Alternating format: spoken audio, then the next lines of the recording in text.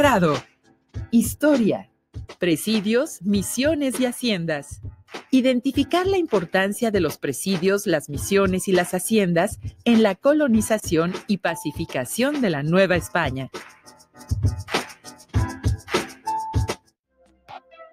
Estudiantes de segundo grado de secundaria, es un gusto darles la bienvenida nuevamente a Aprende en Casa y saber que continúan adquiriendo nuevos conocimientos de cada una de las asignaturas que cursan en la escuela.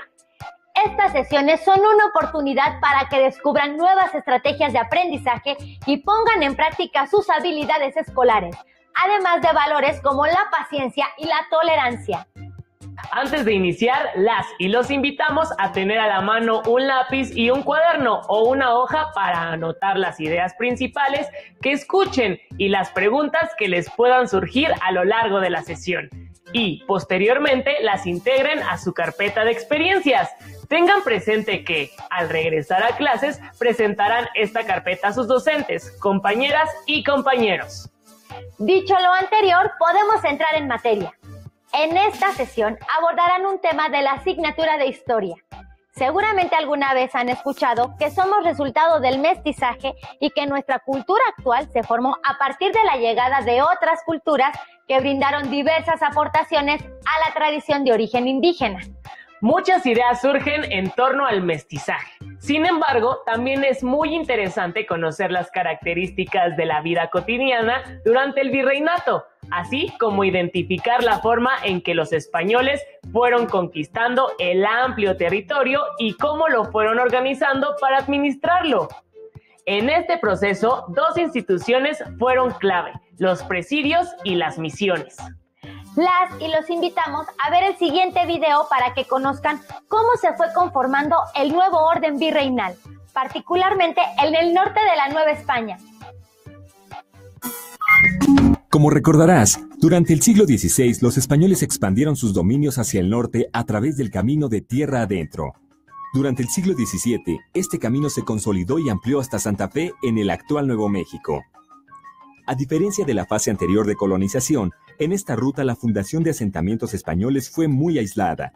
Los pocos presidios, haciendas, ranchos, pueblos de indios y villas se distribuyeron en un enorme territorio que tenía muy poco contacto con otras regiones de Nueva España. Es el presidio, uno de ellos es el presidio, que es una institución militar, una guarnición fuerte, un establecimiento militar, donde estaba acantonada una tropa a cargo de un capitán.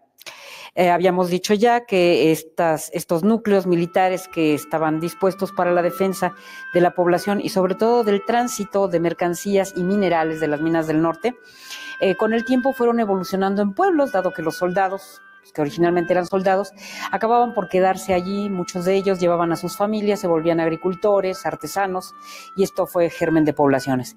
La segunda institución importante en el proceso de poblamiento en el siglo XVII es la misión.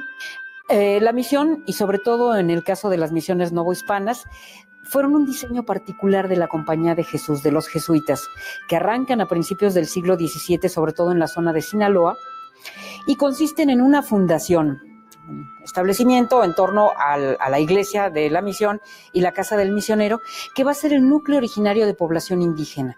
La función del misionero es persuadir, convencer a los indígenas del entorno, que habitualmente eran cazadores, recolectores y por tanto, pues trashumantes, nómadas, de establecerse en un patrón fijo, de manera definitiva, en torno a esta iglesia y a esta casa misional, para convertirse en agricultores, para cultivar sus propios alimentos, para hacerse pastores, dueños de ganados y lo digo, poblar sobre una base estable en este sitio, ¿sí? Sin el concurso, sin la colaboración de estas dos instituciones, el presidio y la misión, el proceso de poblamiento del norte hubiera sido muy difícil, sino imposible. Ahora, en torno a la misión, que se vuelve una unidad no solamente de enseñanza religiosa, sino un centro de enseñanza civilizatoria, por así decirlo, se vuelve también una unidad productiva.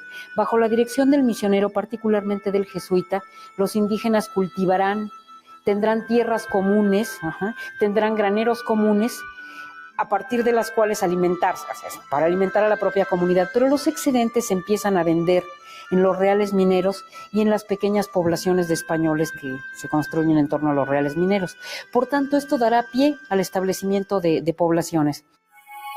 Para impulsar su labor evangelizadora, en el norte de Nueva España, los frailes franciscanos instauraron los colegios apostólicos de propaganda FIDE, cuya misión era formar nuevos frailes a través de una estricta disciplina. Los evangelizadores partían a diversos puntos del norte del país con el objetivo de fundar nuevas misiones. Estos grupos que, ya lo dije, genéricamente se llamaban chichimecas, pero que en realidad eran diferentes naciones, así se les llamaba en aquel tiempo, guamares, pames, guachichiles, etcétera, tenían una manera particular de vivir perfectamente adaptada al territorio que ocupaban. Vivían agrupados en lo que se llaman bandas o rancherías, eran grupos de varias familias y ocupaban territorios determinados sobre una base itinerante. Ocupaban un punto determinado en cierta estación del año. Una vez que los recursos provenientes de la recolección o la caza se agotaban en ese punto, establecían su ruta, seguían en el camino a ocupar otro paraje. Estacionalmente se movían en ciclos estacionales en sus territorios de ocupación. Obviamente esto provocaba fricciones con otras bandas, ¿no? Por estos territorios de subsistencia. Así vivieron durante, si no miles de años, cientos de años, antes del arribo de los españoles. Ahora, en el momento de la llegada de los españoles, este ciclo vital perfectamente integrado con un medio ambiente, pues relativamente hostil, no muy fértil, se ve alterado, porque el patrón de ocupación español es distinto. Obviamente no se trata de territorios de recorrido, sino de poblaciones estables, que van a ejercer presión sobre estas tierras antiguamente ocupadas por estos grupos de cazadores-recolectores. Con los españoles viene su ganado, y el ganado pues ocupa las tierras de estos grupos indígenas, se come los bastimentos que antes normalmente ellos ocupaban, pero los indígenas reconocen también en esta introducción ganadera pues un recurso de alimentación, y en vez de cazar liebres pues empiezan a flechar vacas, ¿no? Con el beneplácito obviamente de los españoles. Va a haber fricciones, pero también hay cambios de vida. Muy pronto los indígenas, que estos grupos chichimecas, pues en realidad no se vestían, andaban desnudos, empiezan a reconocer las virtudes de la ropa, ¿no? Van a atacar los convoyes españoles para robar telas, ropas, comida, vacas, etcétera. Y esto va a modificar también con el tiempo su forma de vida. En esto que conocemos como la Guerra Chichimeca, que va de 1550 a 1590, pues no será la misma mentalidad del chichimeca de fines del siglo XVI que de mediados, que se enfrenta a los españoles, al otro que ya conoce, el uso de la sal para conservar los alimentos, el ponerse una ropa para protegerse del sol, el consumir pues carne de res en vez de lagartija. Todo esto va a modificar su patrón de vida. En muchos casos se incorpora a la misión porque sabe que ahí hay granos seguros. Dejarán de tener estos territorios de recorrido para acercarse cada vez más a los puntos de poblamiento español y asimilarse a esa forma de vida. Es importante que identifiquen que, si bien podemos hablar de la conquista en general, esta tomó formas diferentes de acuerdo con la región o regiones donde se llevó a cabo.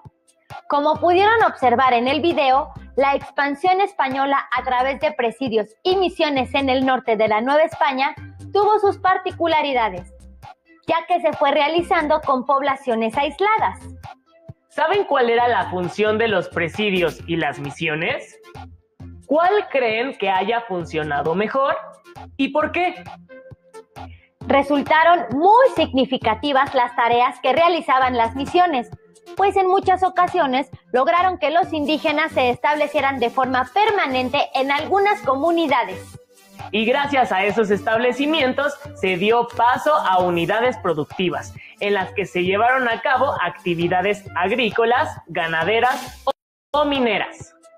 Además, es interesante el papel que jugaron los evangelizadores para lograr pacificar al reino de la Nueva España, pues transformaron totalmente la forma en que vivían los grupos que habitaban estos territorios. Las y los invitamos a ver el siguiente segmento audiovisual para que conozcan más sobre la labor de los evangelizadores y las maneras en que lograron vincularse tan fuertemente con los indígenas.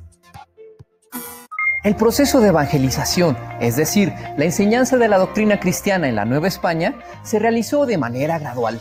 comenzó en el siglo XVI y finalizó a inicios del siglo XIX. Los religiosos trataron de desaparecer las creencias y prácticas religiosas de los indígenas para imponer la fe cristiana. De esta labor se encargaron los primeros frailes de las diversas órdenes religiosas, muchos de ellos humanistas y conocedores de diversas lenguas. ¿Cuáles fueron las principales estrategias de evangelización y qué respuesta obtuvieron de los indígenas? Veámoslo. Luego de la conquista de México Tenochtitlan, comenzó la llegada masiva de grupos religiosos de diversas órdenes mendicantes. En 1523 llegaron 3 franciscanos a la Nueva España a iniciar la misión evangelizadora. Y en 1524 arribaron 12 frailes más de la misma orden. 2 años más tarde, en 1526, llegaron los dominicos, en 1533 los agustinos y en 1572 los jesuitas. Los frailes argumentaban que su objetivo era convertir a los naturales al cristianismo para salvar sus almas. Para los indígenas, esto implicaba cambiar a sus deidades por un solo Dios y modificar sus prácticas religiosas. Al inicio de la evangelización, los frailes se centraron en el estudio y aprendizaje de las lenguas indígenas y en la enseñanza del español y latín, por lo que generaron manuales y catecismos bilingües o multilingües.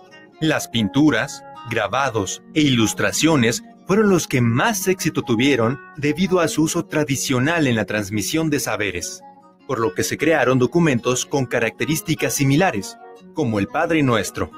También realizaron representaciones teatrales, composiciones musicales y otras prácticas artísticas. Para poder evangelizar, los frailes se apoyaron en los encomenderos y los caciques o señores que seguían gobernando. Se buscó que estos líderes políticos fueran los primeros convertidos a la nueva fe, como ejemplo para sus pueblos. Como parte del proceso de evangelización, los frailes destruyeron esculturas, códices y pinturas del pasado religioso indígena. Además, hicieron que los naturales construyeran conventos y templos para la doctrina cristiana. Estas edificaciones solían contar con un atrio, que era un gran patio que permitía congregar un gran número de personas y en el cual se construyeron capillas abiertas. En el atrio se oficiaban misas al aire libre y se realizaban talleres. Además, servía de cementerio. Durante la evangelización, muchos grupos indígenas se negaron a abandonar su religión y continuaron con algunas de sus prácticas. Los franciscanos prohibieron todo culto público y persiguieron a todo aquel que practicara la antigua religión, calificada por ellos como demoníaca. Para evitar el castigo, los naturales que quisieron continuar con sus prácticas ancestrales se vieron obligados a hacerlo en lugares apartados y secretos, como grutas o montañas. También tuvieron que esconder sus deidades y objetos sagrados a fin de resguardarlos. Además, tanto evangelizadores como indígenas se interesaron en adelantar o atrasar fechas de festividades cristianas, para hacerlas coincidir con las fiestas nativas. Con el paso del tiempo, esto dio origen a nuevas prácticas y festividades religiosas que se caracterizaron por fusionar elementos de las religiones mesoamericanas con el cristianismo. En 1571 se estableció formalmente en la Nueva España el Tribunal del Santo Oficio de la Inquisición, cuya tarea era vigilar y castigar la idolatría, procurando que las penas fueran más severas para los españoles que para los indígenas. Hacia los siglos XVII y XVIII, los castigos se recrudecieron. Aún así, no todas las prácticas de la antigua religión desaparecieron, se fusionaron con el cristianismo. El proceso de evangelización no fue totalmente pacífico. Existió resistencia por parte de grupos indígenas que, a escondidas, siguieron con sus prácticas religiosas, en tanto que la Iglesia Católica recurrió a métodos de castigo. Todo ese proceso se prolongó durante siglos y propició el nacimiento de nuevas prácticas y festividades religiosas. En la actualidad, ¿qué elementos cristianos y prehispánicos puedes distinguir en las prácticas religiosas de tu comunidad? ¿Qué les pareció el video? ¿Conocían todos esos datos sobre la presencia de diferentes grupos de evangelizadores? ¿Sabían sobre todas las formas que diseñaron para que los indígenas se convirtieran al cristianismo? Recuerden que un elemento fundamental en la vida en la Nueva España fue la religión católica. Por eso los frailes tuvieron un papel tan importante en el proceso de conquista. Los frailes ayudaron mucho a los conquistadores para poder llegar a zonas muy alejadas y no solo participaron en la conversión de los indígenas pobres, sino que también se encargaron de la educación de los indígenas que pertenecían a la nobleza. Y por supuesto, ayudaron en la educación de los hijos de los españoles.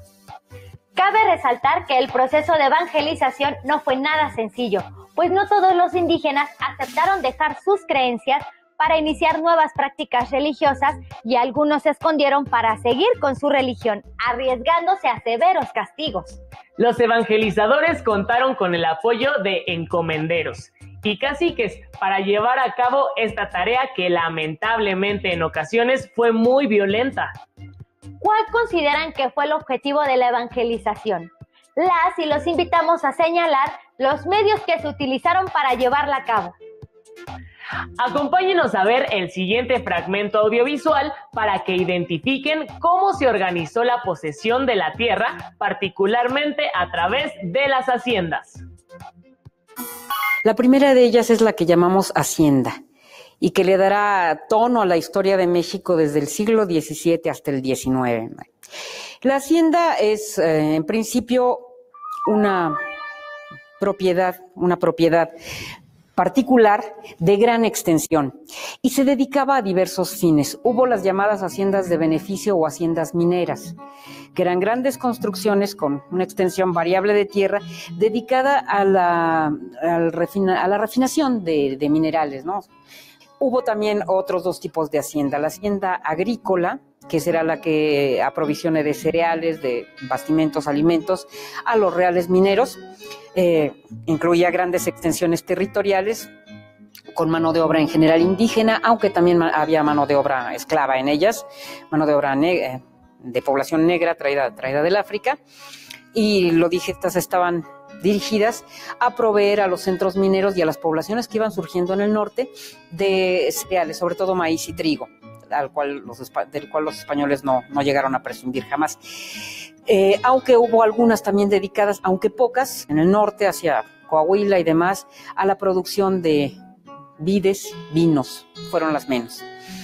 Y la última es la hacienda ganadera, o sea, la gran casa con tremendas extensiones en el norte ilimitado, dedicadas a la ganadería de ganado mayor, o sea, el ganado bovino, y ganado menor, reses cabras y ovejas, ¿no? Esa fue la institución de la hacienda, en general en manos de un propietario, cuyos propietarios no residían habitualmente en la gran casa, tenían un cuerpo de administradores y empleados que se hacían cargo de las cuentas, y los trabajadores, que en muchos casos provenían de los pueblos indígenas vecinos, y aportaban mano de obra asalariada. Con el tiempo, el sistema se haría cada vez más opresivo, pero el germen de la hacienda se ubica en el siglo XVII. Paralelamente con la hacienda habrá una unidad productiva menor, que es el rancho o la ranchería, y que son trabajadores libres, no asalariados, no relacionados con la hacienda, pequeños aparceros que consiguen su propiedad y ellos mismos se hacen cargo del cultivo de sus tierras o de sus propios ganados. Todo esto dará tono y dará color al poblamiento del norte y estas unidades productivas que pervivirán como parte de la característica de la historia del norte novohispano. Muchas de las haciendas del norte de Nueva España fueron importantes centros agrícolas y ganaderos en donde se cultivaba trigo, maíz, garbanzos, chile, entre otros productos. En algunas, además del ganado tradicional, se criaban toros de lidia y caballos de raza para la arriería. Los propietarios vivían en la llamada Casa Grande, mientras los trabajadores habitaban pequeñas chozas cerca de sus lugares de trabajo. ¿Qué les pareció? ¿Sabían cómo fue la conquista y la posterior organización virreinal del norte del país?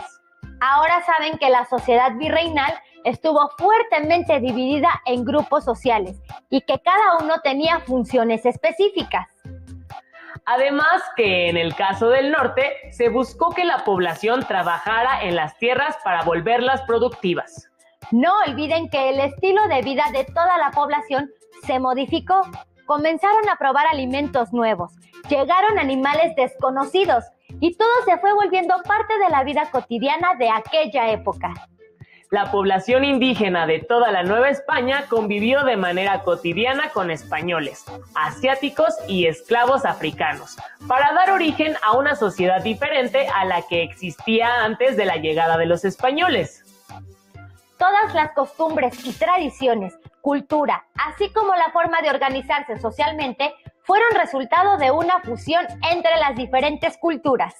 Después de haber visto esta sesión, respondan las siguientes preguntas.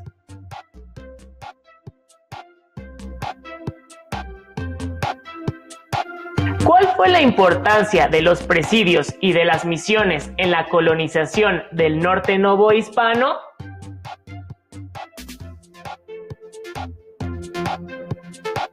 ¿Cómo evangelizaban los frailes a los indígenas?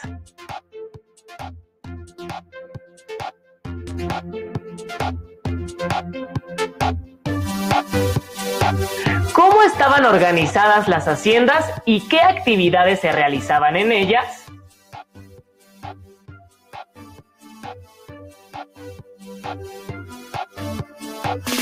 Respondan individualmente estas preguntas y guarden sus respuestas en su carpeta de experiencias.